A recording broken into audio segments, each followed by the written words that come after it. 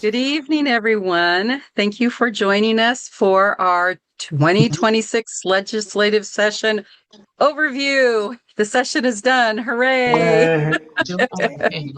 I think we've all done a lot of work here, and it's been quite a session. I'm Kathy Murahashi. I'm the public policy specialist here at the Arc of Washington. Sean, do you want to introduce yourself? Yeah. Hello, Everyone. everyone. My name is Sean Latham. I'm the policy coordinator for Self Advocates in Leadership, an intellectual and developmental disability coalition working on legislative advocacy at the state and national levels. Glad to be here. Thank you, Sean. It's always a pleasure to work with you. Let's go to the next stage. So tonight we're going to talk about what happened after such a eventful session. So let's start. Let's do a little backup from where we started and the things that happened this session. So coming into session, the legislators really faced a lot of challenges. The inflation is up, which causes all the things that run state government. Inflation impacts as well. Revenue was down, although it turned out it wasn't as far down as we were concerned about. It had a little slightly more rosy forecast at the end. It still wasn't great. There's, new costs because of SNAP. I'm sure you're all aware of HR 1 at the federal level that cut Medicaid. And even though those cuts haven't hit strongly yet, the legislature had to spend money to bring all their systems into compliance for some of the people have to report income for working families and other kinds of benefits then they had to will have to report more frequently. So that costs money. You have to have the infrastructure to do that. So they had to do a little bit investing there, and that was in the state budget. Our caseloads are growing. So we're seeing more people that have needs. The DDCS caseloads continue to grow each year. And employment is kind of tapped down. We're not in a recession, but it's cooling. You saw some of the big companies laying off people, and some of those companies are right here in Washington. So that all impacts. And when employment is cooling, there's less, people aren't paying as much in taxes. And so they had a really large deficit to deal with.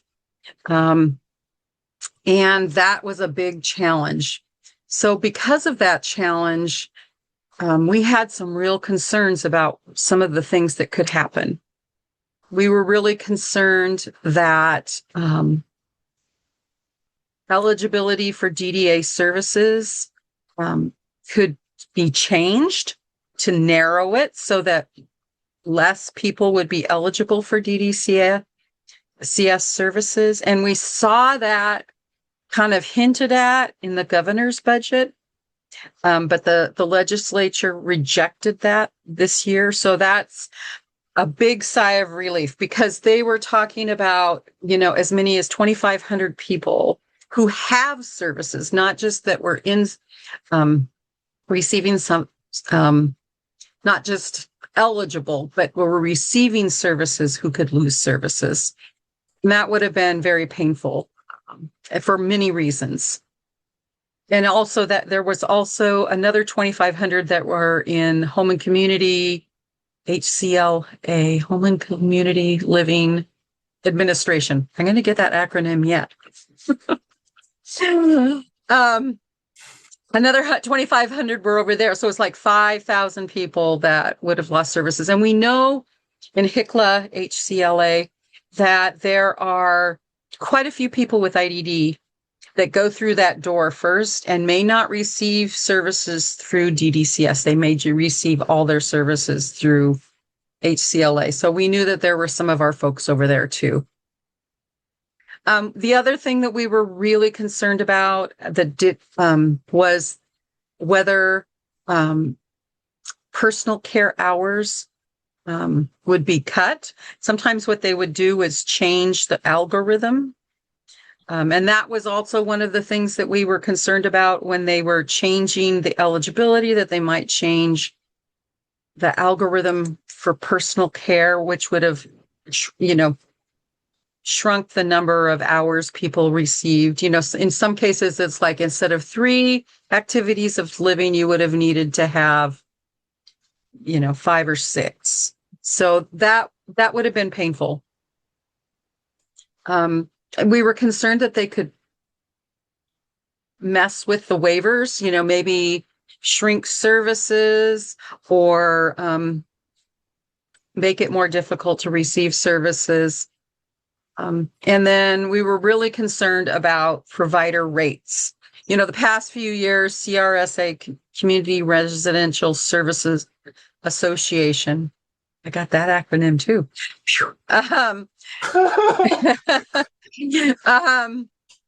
Has asked for an increase because our direct support workers it's hard. We know how difficult it is to get direct support workers. And so, and what keeps people in the workforce is if they're getting paid well. And when you lower the rates for services, it's harder to keep the workforce. So we were very concerned about that. And we're happy that we did not see that. So our message this session was we needed to protect our disability services. We needed to protect community living, and we needed to protect disability rights. And those were kind of our themes for this session. And, I think we did well in speaking out on those things. Margaret Lee? Oops, you're muted.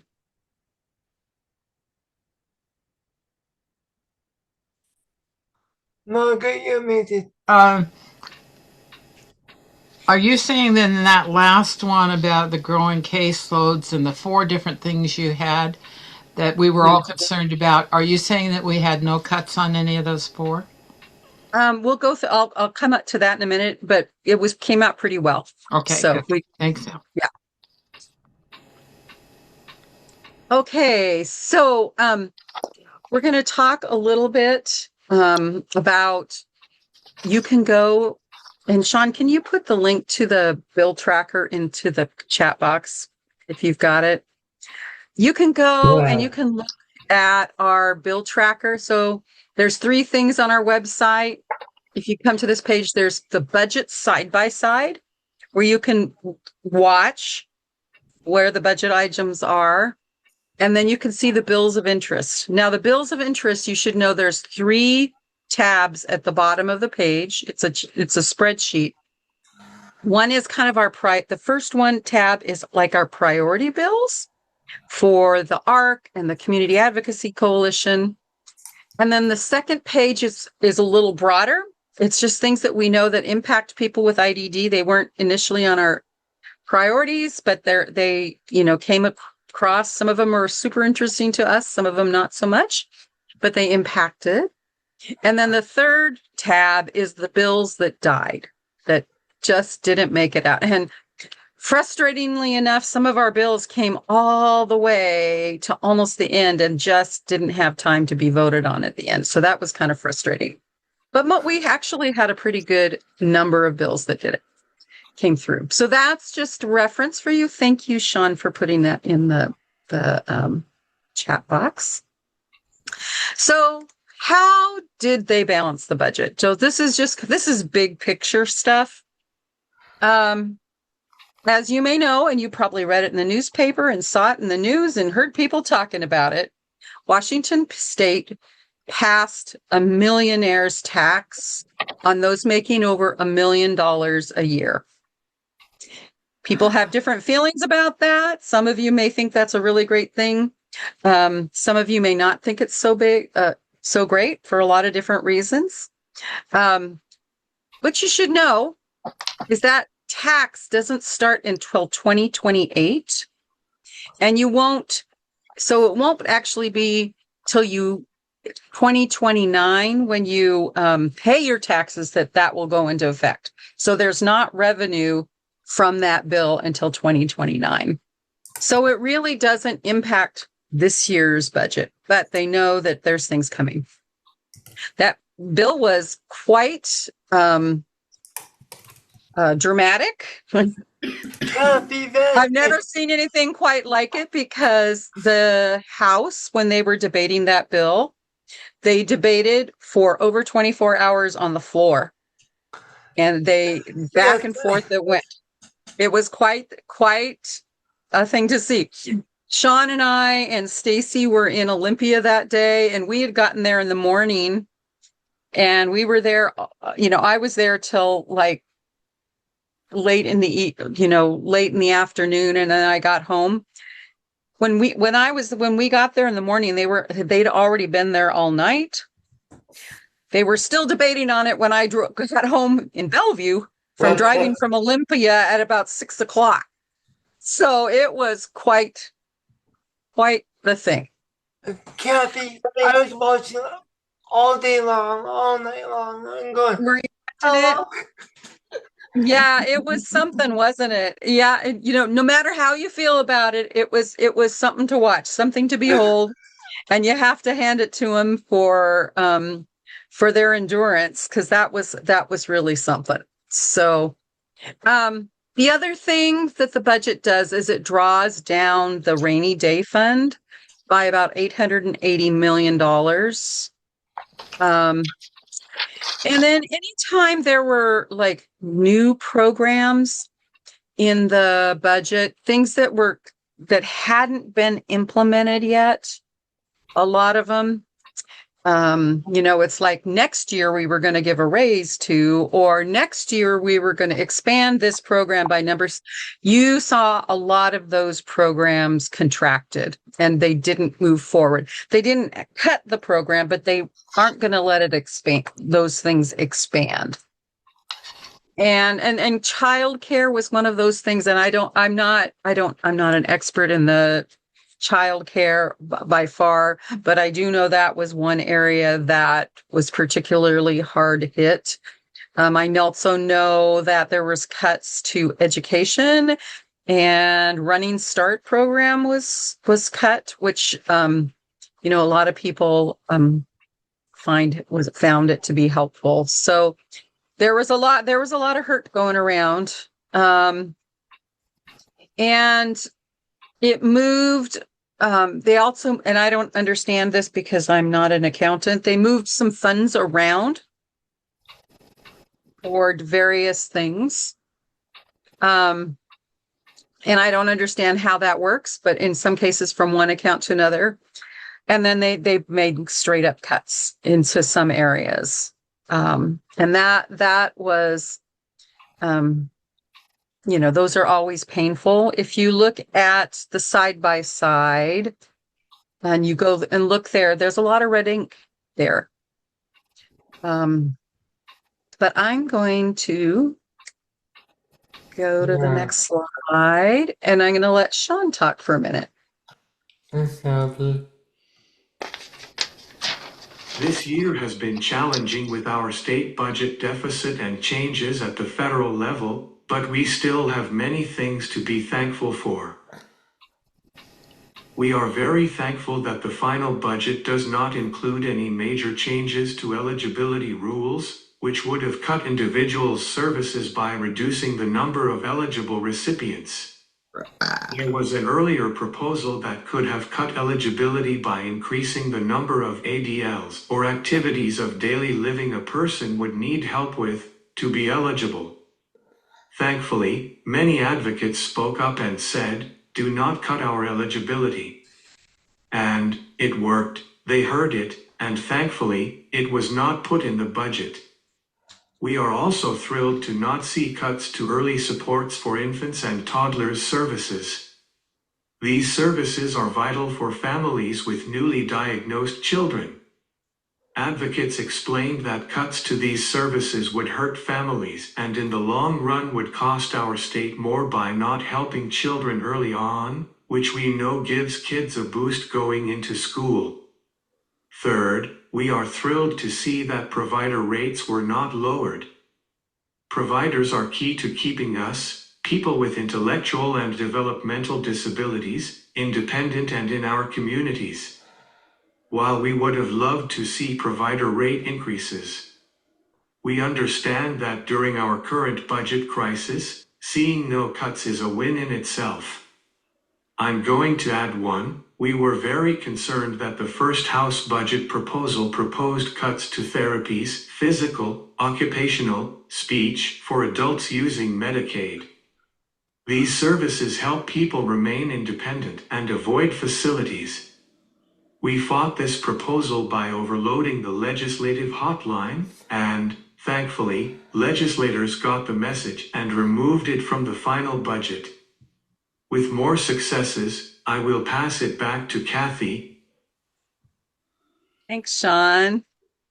So those were all, we breathed a really big sigh of relief, not seeing those cuts, because we know how the impact of those things, how painful those things would be. There was another one. There had been a proposal for cutting the Medicaid match for school-based program, OT, PT, SLP in schools. And thankfully, that was also not in the final budget, which is great. There's also, we're really excited. There was money up in a proviso for a comprehensive plan for DDCS. And what that would do, when going into this session, they said, there's no money. We're not going to do any provisos that cost any money. So how did we get $250,000 in a proviso at the end? It's because of the Dan Thompson account that is a set-aside account for people with IDD. And we have Margaret Lee Thompson here tonight. And that account, Dan Thompson, was her son. Yay.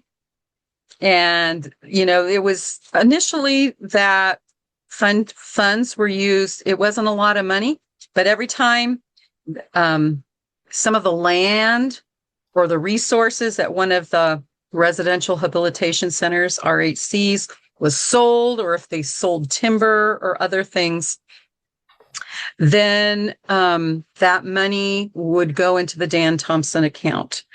During the pandemic, there was something called ARPA. And sorry, I do not know what ARPA stands for. I just know it was.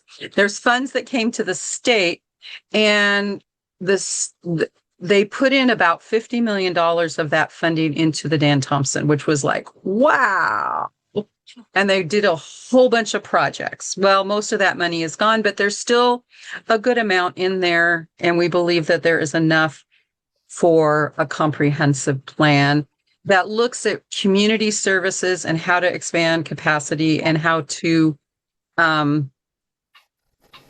really have a plan that looks at our services over multiple biennia, like 10 years, rather than just, 2 years and then we have to come back and beg every time, right?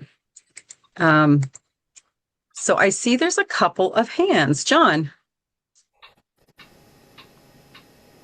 Oh, definitely let Margaret Lee go first.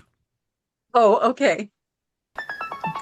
John, that was very nice of you. I just wanted you guys, there's a lot of you that knew Dan, but I just want to tell you that he would be so proud to be involved in this because he loved his job so much and he loved the legislature. So I wanted you to know, thank you for supporting that. Thank you, Margaret Lee, and thank you. I every time I hear the name Dan Thompson, I think of Dan. Good. So, yep. John. So, I had a board member ask me tonight, how much was left in the account after the clawback ARPA. of the 2 million to the general fund. So I'm hearing, I don't, you know what, I can't tell you in exact, but I've heard anywhere between 10 and 15 million. Okay. There's still money in there. Yeah. And like I said, I don't have exact numbers, and it probably varies, you know, where they are in projects and what they're supposed to do. Yeah, makes sense. The other thing the budget did was it said this is not so great. So last year the legislature put in an additional $2 million into the Dan Thompson. Yay.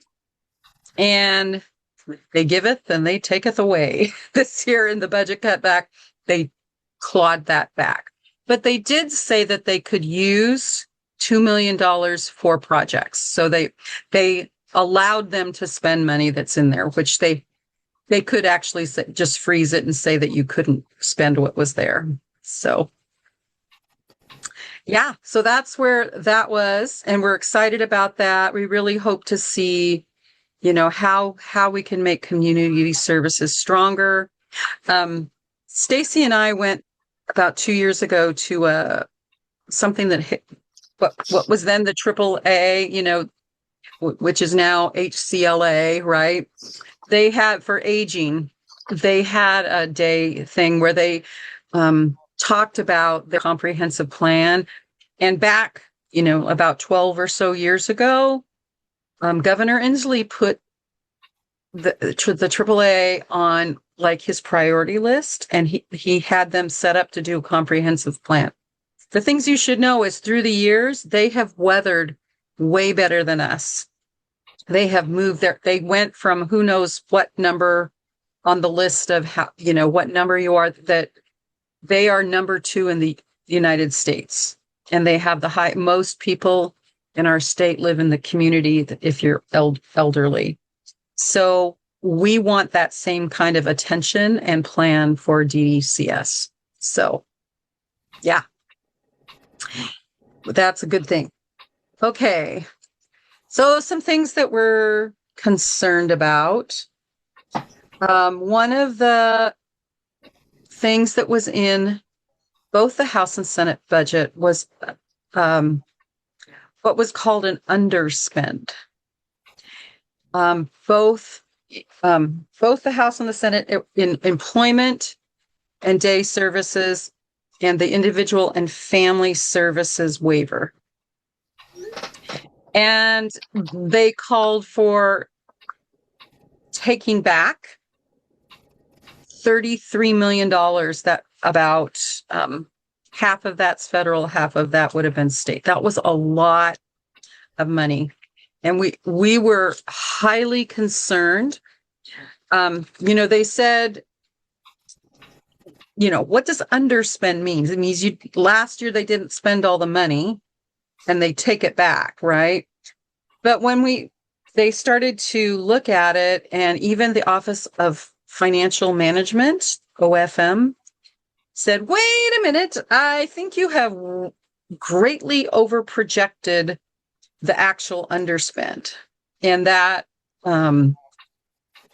is a problem. And so we sounded the alarm, and advocates like yourselves all responded. And we were worried because we were hearing that if that 33 million cut had come, that they would have had the same effect as changing eligibility. They would have had to shut the front door, because DDCS when they have a budget, they have to stay in their budget, and they can't spend more, go over it. And so they would have to say, well, we can't let any more people in because we don't have the budget. And the other thing is, they would have looked at the things that were not direct services to people. And that's things like parent to parent, informing families, Benefit You, the community summit. All those things are not direct services to individuals, and we're at extreme risk of being cut. And we didn't know what, we were very concerned. And the other thing, and we're still concerned a little bit, because the good news in the final budget, the number was about 12 million. That's far less than 33. But what we don't know is what the actual underspend is. And we think that that still may constitute some cut.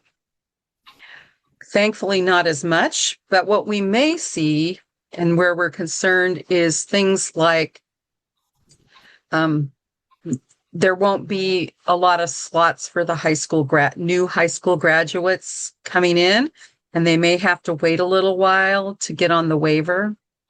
We might see the wait list for the IFS waiver, the Individual and Family Services waiver, take a little longer before you get on. We don't really know yet, and we're kind of watching that closely. So an underspend, it's not 33, and I think we're not, the sky isn't falling, but we do need to keep our eyes to see what the impact is. And it'll probably take some advocacy next session to protect those things some more. Oops, sorry, I skipped a slide here. Okay, let's see this. I'm just going to say one thing about, so we really think next year is going to be a challenge as well, because next year is the year we're going to start seeing those HR1 cuts starting to hit. And how that impacts is yet to be seen, but I think we are going to be going into another very difficult session, probably for the next couple of years. So stay tuned. And then I'm going to turn it back. Oh, there's a question here. Does that have to do with the unused paid caregiver and respite care hours, the underspend? It may, let's see, mostly not. It's mostly an employment in day. And then there's a little bit in the Individual and Family Services, which may be for the respite. But if you're on a basic plus and you have respite and paid caregiver, that paid caregiver, it doesn't touch that at all. It may, people not using their respite hours possibly would be. I hope that makes sense. It does to me, Kathy. Okay. Sean? Yeah, fine. That's fine. Do you want that slide? Thanks, Kathy. Where to stop? This is Sean. A few things that have me and others worried is the attack on Medicaid. As we heard from Kathy, Medicaid services were already hit by HR1 cuts, and now we are seeing an emphasis on going after Medicaid fraud. Does fraud happen? Yes. But according to statistics in 2024, only 5.1% of payments were improper, and 74% of the 5% was not due to fraud, but due to insufficient documentation. We can and should improve rules to make sure fraud doesn't happen, but we should not make it harder for the vast majority of us, playing by the rules, to access Medicaid services. I want to add one that we need to keep our eye on. With changes to many federal systems, we also need to ensure our federal government protects and improves the Social Security system, which helps so many individuals and families lead meaningful lives in the community of their choice. We must make sure any changes help people with disabilities and do not hurt them. Next slide. Can I add one piece about the fraud, Sean? Yeah. I just was going to give you a little update. So the federal government has sent a letter to the state of Washington asking some questions about fraud. And we feel that Washington is in pretty good shape around that, but it could be concerning. What we're concerned about is they have withheld Medicaid funding in Minnesota, and we're concerned that they may attempt to withhold funding to our state. So that's kind of another piece that we're, having to do advocacy around. Hopefully it'll be okay. Our state has to respond in the next 2 weeks to that letter. But again, as Sean said so eloquently, it's mostly documentation issues. It's not that the people are committing fraud. The real fraud that occurs actually occurs at a higher level, provider level, people mostly in equipment and kinds of distribution things where that happens. It's not usually people on Medicaid that commit fraud. So anyway, okay, that's just my side comment there. And now we're going to go to the bills. The bills, Now let's take a look at which bills passed this year. It was a busy and, at times, hard session, so we are very excited about the following bills that have passed. We passed House Bill 1390. This was the bill repealing the Community Protection Program and moving people on this restrictive community waiver to another appropriate developmental disability community services waiver. We worked on this bill for 2 years, and it was difficult because legislators kept confusing the Community Protection Program with the Community Protection Act, which deals with sex offenders. However, the Community Protection Program was a program that is only for those with intellectual and developmental disabilities who were dealing with issues and infractions that needed extra support. The goal for this program was always for individuals to graduate and move to another waiver. However, the program rules were so restrictive that even minor things would keep people on this restrictive program, so no one graduated. It was decided that people could be supported on the Developmental Disability Community Services Core waiver instead. I want to say that people moving to the other waiver will be fully supported and will not, I repeat, will not lose services. It was a hard fight, but we got this one through. So let's do a celebration dance. Another bill we passed was Senate Bill 5863. This bill preserves the records and artifacts at Lakeland Village DD Institution at least until 2030. This bill further advances the plan to preserve by requiring the Division of Archives and Records Management to inspect and copy these records after the appropriate 75 years have passed. I would add that it's important for us to preserve history for people that lived there for 100 years. So we can do a dance on this one too. Next is House Bill 2350. This bill increases information regarding DD institutions by informing residents, staff, and the community when there are compliance violations against a DD institution. Specifically, the institution must post the violation in a public area and keep it up until the compliance issue is fixed. So that's 3 passed. The last bill I will address is House Bill 2230 that streamlines community residential services.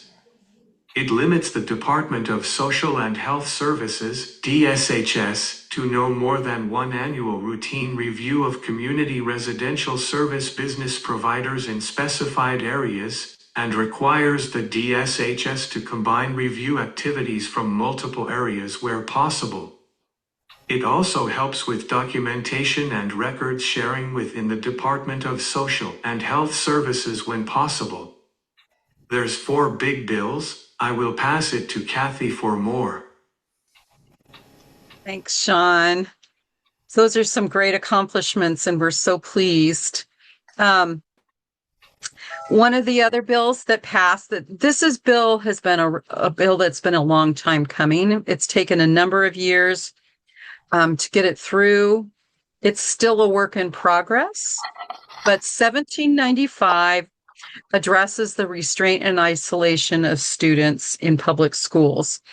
And it doesn't do all the things we want to do, but it does restrict really the worst kinds of restraint methods. And it also, any new construction of schools cannot have isolation rooms. They can have sensory rooms, that's fine, but they cannot have intentional isolation rooms. And we think that's a good thing.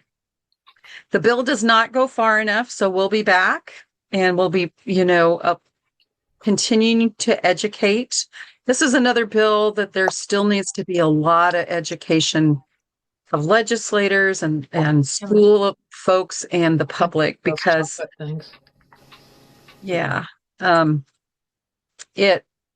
there's still a lot of work to do, and too many kids are particularly isolated. But we were happy to see that move forward. 5969, that was a bill that came up, that it was about high school and beyond plans, and for individuals that are on IEPs, and making sure those two plans kind of work together. The first version of this bill we didn't like, because it seemed like to say that they didn't have to have a high school and beyond plan. And we said, wait a minute, we need those. We just need to make sure that these two things mesh. So that bill ultimately passed. And, again, thank you for your advocacy, because I know some of the advocates went to work and said, hey, we need to change something on there. And they got the legislator listened, and they were able to change the things that needed to be done. 6268 provides access to special education complaints. This is a very small bill that says, hey, schools can't just dump those things after 5 years, that they need to keep them, and they're going to keep a dashboard. This was really a tool for families, for individuals, really for schools and, lawyers as well. They can go in and see where the kind of complaint and where those complaints are taking place. So you can imagine that maybe if you are in a school district, you want to know how many other I have a complaint I want to make. How many other complaints that are like mine have happened in this district in the last few years or the last 5 years?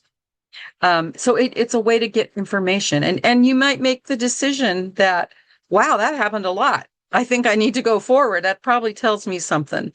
Or it may be that you say, I have never seen a complaint like this anywhere. That doesn't mean you don't go forward, but you might think about that, and you might have to look into the legal precedent for that. So we think this is a great little bill, and that will be helpful. Some other states have implemented something called the Blue Envelope Program. That's 2323. And I don't know a huge amount about it, but what I understand is that for individuals who are neurodiverse that drive, they can keep a particular blue envelope in their car, in their glove compartment. And if they get pulled over, it explains their disability, and it also tells what kind of questions maybe they should ask the person or how to approach them. So we think that's a great little bill, and it passed. 6035 is also a small bill, and 6035 is a broader bill than just disabilities. But one of the things that it does in it is provides a voting portal for disabled voters. And the thing that was particularly helpful is that it's accessible for people who are blind or have low vision. So that will help them to be able to vote. So that bill passed, and that was a great addition to the things going forward. A couple of bills that did not pass that probably will be back. 2319 is a bill that would have renamed the RHCs and take the word school out. So because they're not schools and they don't provide education. That bill came very, very close. It went all the way. Let's see, did it start? It started in the House. It had a little bit of an amendment made to it. It took Yakima Valley School out of the bill. And that's where things kind of got hung up. Then it went over to the Senate. It made it all the way through to the Senate.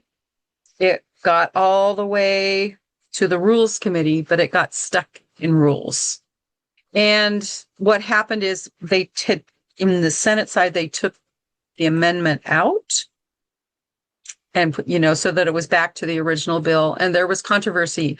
And because it was a small bill, there was a lot of, it would have required a lot of time for the debate on the bill to happen, and they didn't have enough time to debate it. They were really looking to move a bunch of bills through, so it didn't make it, and we were disappointed about that. The other bill that didn't make it that you may have been interested in, there was a bill about missing persons, the purple alert bill. Some of you are familiar with the young man that was up I think in Arlington, that was missing, and then they saw him in Kirkland, and the police didn't act quick enough when he was missing, and this would have allowed them to act quicker and put a purple alert for people with disabilities. That bill also made it all the way through and then just kind of died at the very end. And I'm not sure the status. Sometimes those bills can come back next year, like at a different place, and you don't have to do the whole thing, but we'll see. I'm not sure because this was a short session if that happens this time. Let's see, looking at questions here. Yeah, never get past the Senate. Yeah. Advocacy. Great. That's great. Thank you, Tasha. Okay, I think it's back to Sean. Yeah, thank you. Happy. Oh, This is Sean. We want to start this next session by saying your voice was heard. Thank you for sending your emails. Thank you for calling your legislators. Thank you for meeting with your legislators. Thank you for testifying on bills. And thank you for coming to the rallies. Every little bit helps, and remember our phrase, change is made by those who show up. Thank you. Next slide. thank you very much. Yes. We heard that there were, when we went in our system, just for the eligibility change bill, when we send out an alert, that there were like 1,600 letters that were sent to legislators just on that piece. So that was pretty cool. Thank you. They definitely said we were heard. Great. Yeah. Yeah. All right, so what can we do now?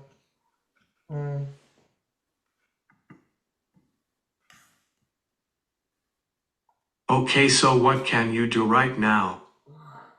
First, you can thank your legislators for all their hard work this year. Legislators like us love to be appreciated and respected for the work they do. So you can send them a quick note to thank them, especially if they helped get a bill that makes a difference in the lives of people with intellectual and developmental disabilities. Second, it's important to pat yourself and other fellow self-advocates on the back for the great advocacy work this year. You made a difference. And finally, with our state session ending, it's a great time to look at what's going on at the federal level. I would highly recommend visiting National Advocacy website, government websites, and my favorite, listen to some thought-provoking podcasts. I love that. Next slide. Okay.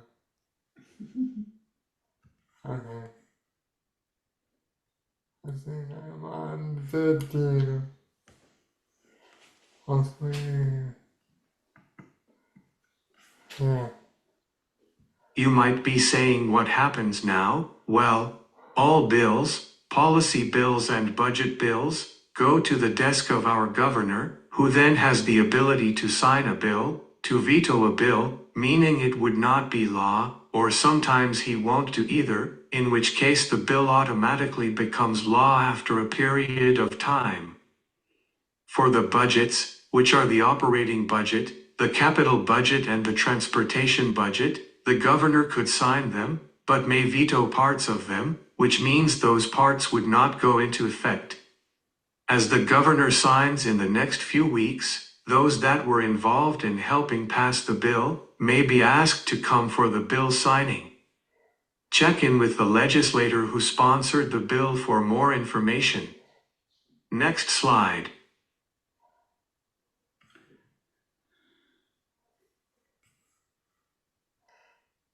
No. Yes. I want to highlight two more things that will help you going forward and help those you train to become advocates. Remember, finding your legislators is easy. All you do is visit the Washington State Legislative website, look under the Legislators section, find the District Finder, and then type in your address to see who your legislators are. Please do this with your friends, family, and neighbors over the next year, so we can get even more engagement in the future. Likewise, if you want to see who is on the various legislative committees, visit the legislative website, visit the committees section, and just browse the committees. Just note that these committees will change in December after our next election. So bookmark it. Next slide.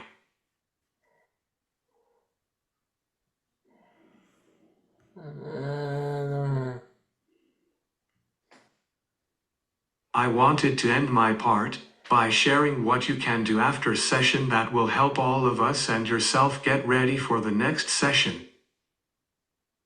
First, you can meet your legislators for a coffee or a snack. After session, your legislators tend to have more time to discuss things longer. This is also a great time to bring a new idea to them that they could work with you on for the following session. Second, this is a great time to think about new ideas for bills. So gather your friends or coworkers together and explore what we can do next. Advocacy is never over. Third, talk to your family, friends, or community members about what's important to you. It's a great time to educate people and inform them on what's going on. Fourth, remember to stay involved with advocacy organizations and groups in your area and keep learning. And finally, take a much-deserved break, get your mind off politics for a minute, get some rest, and go outside. With that, I will pass it back to Kathy for our next part.